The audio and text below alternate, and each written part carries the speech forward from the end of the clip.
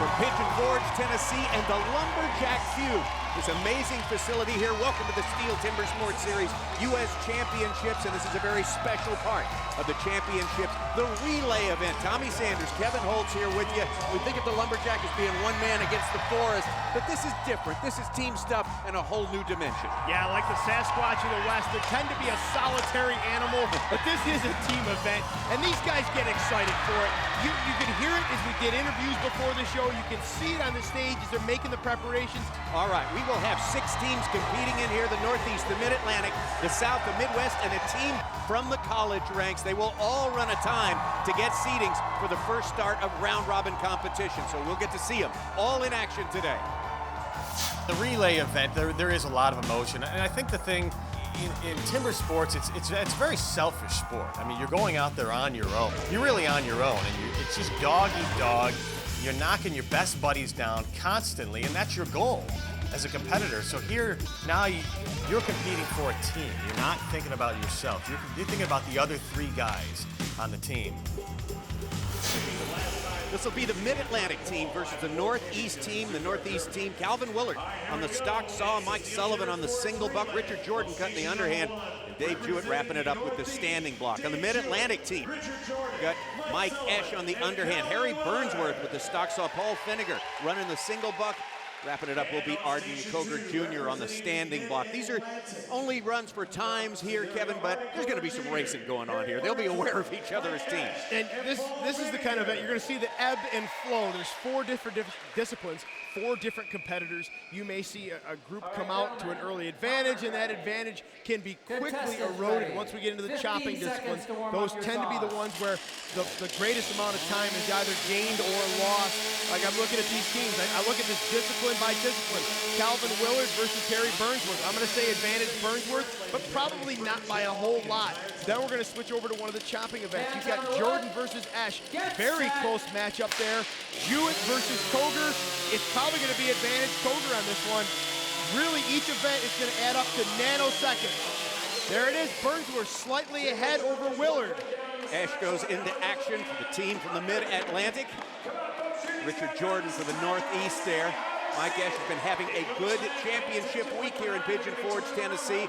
He's the first to make a turn.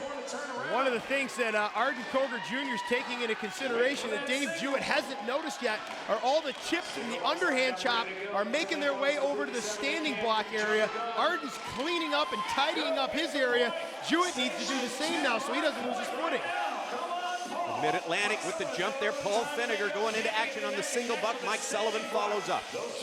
And I think Sullivan will be able to reel in Finnegar in this single buck event. Jewett is going to need every nanosecond that he can get. He is taking, I know it's Finnegar. Finnegar over Sullivan. That puts a disadvantage for Jewett. And Arden Cogar Jr. is going to start running away with this standing block chop. Arden Cogar Jr. just nosed out in the championship earlier this week. Trying to make up a little time here. Cogar, and he's going to do it. Yeah, looks for that far fiber, finds it. Jewett hanging up, just 2 blows behind. I'll give Dave a lot of credit.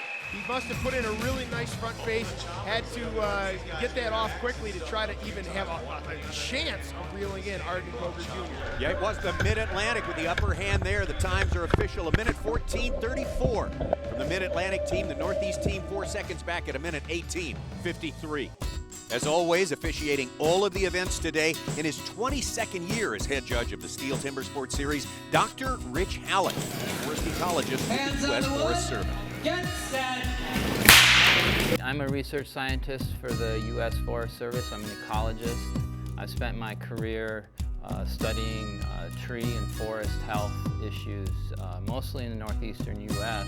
So one of the things we do when we're trying to study forest health or tree health is we really need to look at the leaves of the trees, from the tops of the trees. And we're looking at the chemistry of the leaves. We look at the photosynthetic functioning, so in other words, how well the trees turn light into energy so they can grow. But you can imagine that getting the leaves down from the tops of the trees can be a little challenging, especially if they're 60, 80, 100 feet tall. So the best method that we have, which is really only suitable for our more rural areas where there aren't people around, is we use a shotgun. This turns out to be a very efficient method. We use a 12-gauge shotgun. I typically like to use a longer barrel, 28 inches or so, to keep the group tight. And we use number 3 or number 4 steel bird shot. All right.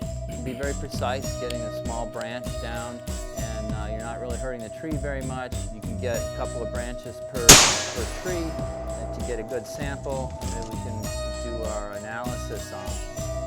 Look at all that. Let it rain.